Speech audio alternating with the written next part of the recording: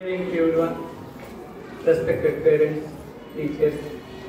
So last 10 to 15 years నుంచి గమనం గారు మొట్టమొదటి సమ్మర్లో మేము పేరెంట్స్కి కాకుండా టీచర్స్కి మోటివేషన్ క్లాస్ కండక్ట్ చేస్తాం. సో టీచర్స్ పిల్లల్ని ఏ విధంగా చూసుకోవాలి, ఎంత జాగ్రత్తగా చూసుకోవాలి, ఎస్పెషల్లీ ప్రీ ప్రైమరీ పిల్లలతో ఏ విధంగా టీచర్స్ మమైకమై ఉండాలి అనే కాన్సెప్ట్స్ అన్నీ కూడా సమ్మర్లో ట్రైనింగ్ ఇస్తాం.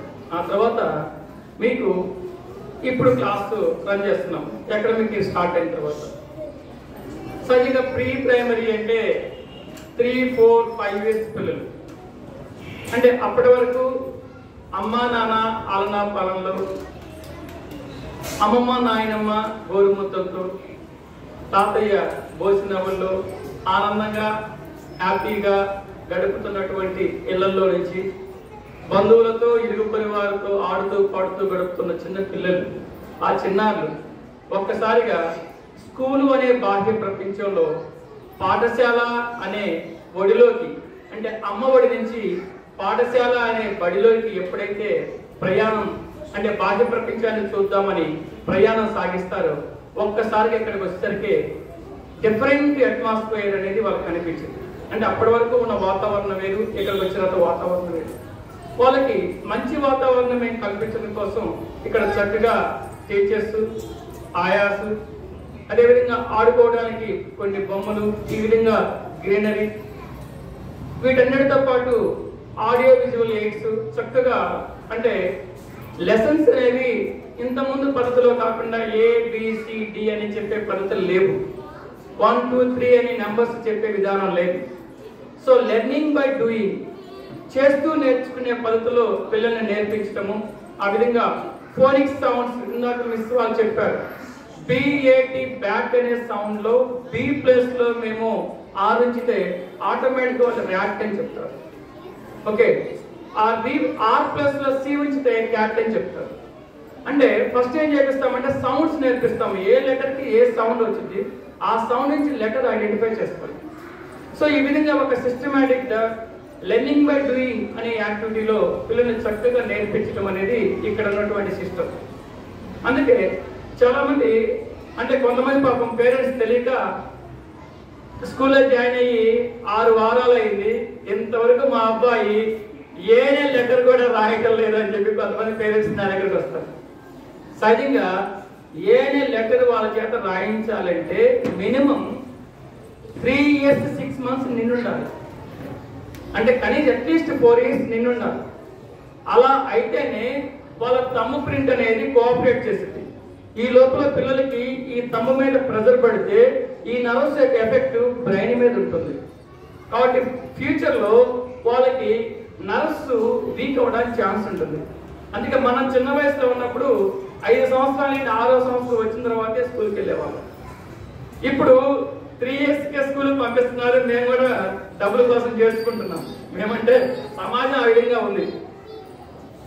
అయినా కానీ పిల్లలకి ఎక్కడ అన్యాయం జరగకుండా ఉండాలనే కాన్సెప్ట్ తో మేము ఫస్ట్ 6 months ఏం చేస్తామంటే నర్సరీలో ఓరల్ ఎక్కువ ప్రాక్టీస్ ఇస్తాం. ఓరల్ ప్రాక్టీస్ వల్ల ఏం జరుగుతుందంటే పిల్లలకి టంగ్ ప్రొనౌన్సియేషన్ చాలా క్లియర్ గా వచ్చింది.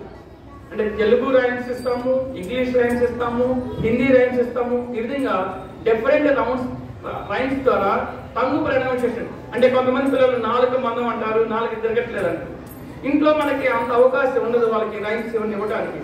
స్కూల్లో ఓరల్ ప్రాక్టీస్ ఎక్కువ ఇస్తాం. జీకే క్వశ్చన్స్ కానీ ఇవన్నీ కూడా ఫస్ట్ 6 months లో మేము ఈ ప్రొజెక్టర్ ద్వారా, టీవీ ద్వారా పిల్లలకి ఈ లెర్నింగ్ బై డూయింగ్ అనే మెథడ్లో వాళ్ళకి ఆ విధంగా మనం ఎక్కడ ఏది ఇంపార్టెంటో అవి మేము నేషనల్ పాలసీ ఎడ్యుకేషన్ ప్రకారం, అంటే కొన్ని రీసెర్చ్ ప్రకారము ఏది పిల్లలకి ఏ వయసులో ఇవ్వాలో అవన్నీ కూడా మేము చక్కగా ఇంప్లిమెంట్ చేస్తాం.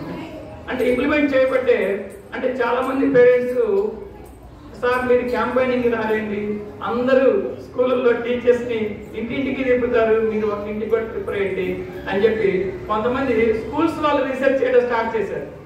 నేను ఒకటే చెప్పాను, మాకు క్యాంపైనింగ్ అవసరం లేదు, మా పేరెంట్సే మాకు బిగ్ ఎసెట్ అని చెప్పి నేను చాలా హ్యాపీగా చెప్తున్నాను. ఎందుకంటే చక్కని ఎడ్యుకేషన్ అందించామనుకోండి, పేరెంట్సే చెప్తారు ఆ స్కూల్లో సిస్టమ్ ఇలా ఉంటుంది, చక్కగా నేర్పుతారు అనే కాన్సెప్ట్ లో మనం వెళ్ళాలి. అంటే యాజ్ ఏ టీచర్ అంటే స్కూల్లో టీచరు పిల్లలకి లెసన్స్ ఎలా చెప్పాలి అనే దాని మీదే ఫోకస్ చేయాలి. మన స్కూల్కి పిల్లల్ని ఎలా జాయిన్ చేద్దాము, ఎంతమందిని జాయిన్ చేస్తే సార్ ఎంత ఇంక్రిమెంట్ ఇస్తారనే దాని మీద ఫోకస్ చేశారనుకోండి. అంటే ఫోకస్ అనే సార్ చెప్పారు ఇందాక.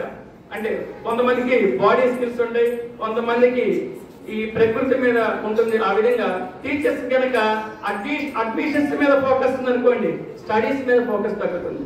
అందువల్ల మేము ఎప్పుడు కూడా అడ్మిషన్స్ అనే గొడవ అనేది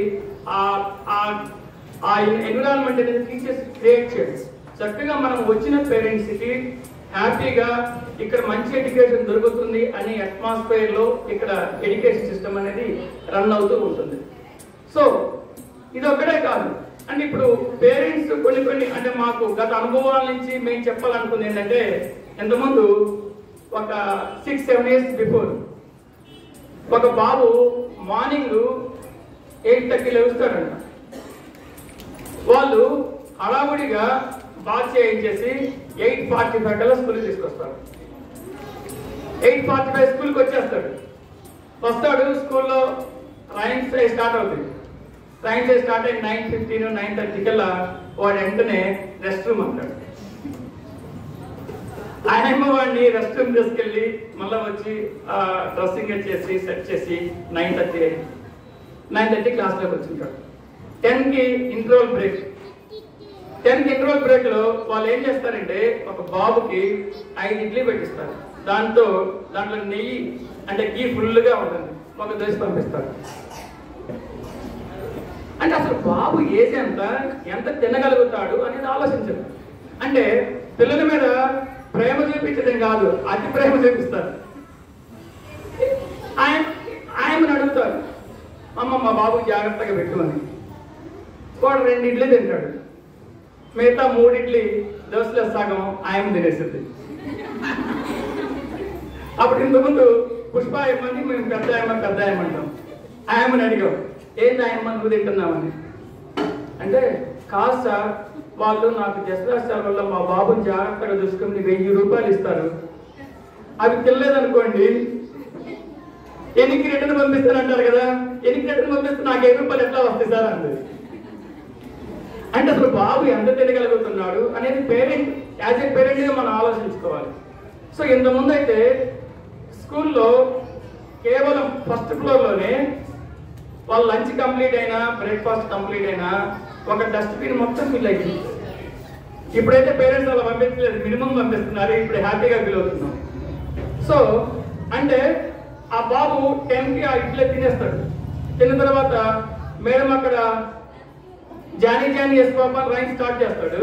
ఈవిడ నిద్రలోకి వెళ్ళిపోతాడు. నిద్రలోకి వెళ్ళిపోయి మళ్ళీ 12కి లంచ్ బ్రేక్ వచ్చింది, అప్పుడు లెగుస్తాడు.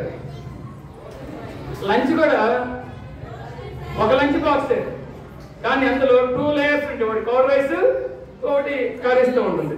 మళ్ళీ అది కొంచెం తింటాడు. మిగతా మళ్ళీ ఆయన తినేస్తుంది. మళ్ళీ ఏంటి, మళ్ళీ రెస్ట్.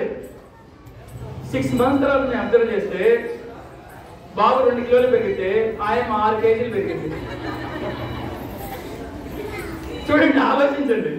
అంటే మనము ఏం చేస్తున్నాము, స్కూల్కి ఫీజు పే చేస్తున్నాము, స్కూల్కి పంపిస్తున్నాము, కానీ ఎడ్యుకేషన్ పరంగా ఇంప్లిమెంట్ లేదు. అంటే ఆ ప్రాబ్లం ఎక్కడి నుంచి వచ్చింది అంటే మనము ప్రేమగా చూసుకుంటున్నామని ఆలోచిస్తున్నాము, కానీ ఇక్కడ ఏం జరిగింది, దానివల్ల మైనస్ అయింది. ఏం మైనస్ అయింది, వాడు రావడంతోనే బాడీ అప్సెట్ అయింది. బాత్రూమ్కి వెళ్తాడు, వస్తాడు, మళ్ళీ బ్రేక్ఫాస్ట్ చేస్తాడు, మళ్ళీ లంచ్ చేస్తాడు, ఇంటికి వెళ్తాడు. సో ఇక్కడ టైంకి అంటే పేరెంట్ మార్నింగ్ 8:30కి నిద్ర లెగుస్తున్నాడు అంటే నేను ఒకసారి పిలిచాను, ఎందుకు మీ బాబు 8:30కి లెగుస్తున్నాడు, సహజంగా 6-7కి నిద్ర లెగవాలి కదా. లేదండి మా వాడు రాత్రి 11:30 వరకు నిద్రపోయాడు అని చాలా హ్యాపీగా చెప్తున్నాడు. రాత్రి 11:30 వరకు మీ బాబు ఎందుకు నిద్రపోయాడు అంటే మాతో పాడే కూర్చుంటాడండి. మీతో పాటే కూర్చుంటారంటే మీరేం చేస్తున్నారు, టీవీ చూస్తున్నారు. అంటే మీతో పాటు మీ బాబు కూడా ఏం చేస్తున్నాడు, 11:30 వరకు మేల్కొనే ఉంటున్నాడు. మినిమం 5 years 6 years పిల్లలకి నిద్ర అనేది మినిమం 10 hours కావాలి. అది గుర్తుపెట్టుకోండి. మినిమం 10 hours కావాలి. అంటే అట్లీస్ట్ 8:30, 9 కనుక బాబు పండుకోగలిగితే మార్నింగ్ 6 6:30 లేగిస్తే నిద్ర అనేది సఫిషియెంట్గా ఉంటుంది. అంత నిద్ర మనం ఇస్తున్నామా లేదా? మనం టీవీ చూస్తామో లేదా మొబైల్ చూస్తా వాడిని వెళ్ళి పండుకోవాలంటే ఎలా పండుకుంటాడు? కాబట్టి మనము పిల్లలకి ప్రేమని పంచాలి అని సార్ చెప్పారు చూడండి. ఆ ప్రేమని ఈ విధంగా ఎక్స్ప్రెస్ చేయండి. అంటే మీకు వర్క్ ఉండొచ్చు, బాబుతో పాటు మీరు పండుకోండి 8:30, 9 ఎవరో ఒక మదర్ ఫాదర్ వాడు నిద్రపరచండి, మీకు కావాలంటే వర్క్ చేసుకోండి. మీరు టీవీ చూడాలి, వాడు నిద్రపరచండి, తర్వాత టీవీ చూడండి. అంతేగాని వాడి ఇంపార్టెన్స్ ఏంటి? 8:30కి అట్లీస్ట్ నిద్రపోవాలి, మార్నింగ్ 6:30కి అట్లీస్ట్ నిద్ర లేవాలి. తన హెల్త్ బాగుంటే తను చక్కగా స్కూల్లో చదువుకుంటాడు. చక్కగా చదువుకుంటే మనం హ్యాపీగా ఫీల్ అవుతాం. ఎందుకంటే మన నెక్స్ట్ జనరేషన్ కాబట్టి మనకంటే ఒక స్టెప్ పైన ఉండాలని చెప్పి మనం కోరుకుంటాం కాబట్టి. సో ఇవన్నీ కూడా మనము అంటే ఎవ్రీథింగ్ మేము అంటే కొంతమంది పేరెంట్స్ లాస్ట్ ఇయర్ ఒక మదర్ వచ్చారు, వచ్చి సార్ మా బాబు లంచ్ టైంలో లంచ్ చేయడు, మేము వచ్చి లంచ్ పెట్టుకుంటాం అని అంటారు. ఎందుకు మేడం అందరికీ మేము చక్కగా తినిపిస్తున్నాం కదా అని అడిగాను. అంటే లేదండి మా బాబు లంచ్ చేయాలంటే మొబైల్ చూస్తేనే లంచ్ చేస్తాడు, లేకపోతే మొబైల్ చూడకపోతే లంచ్ చేయడండి అన్నాడు.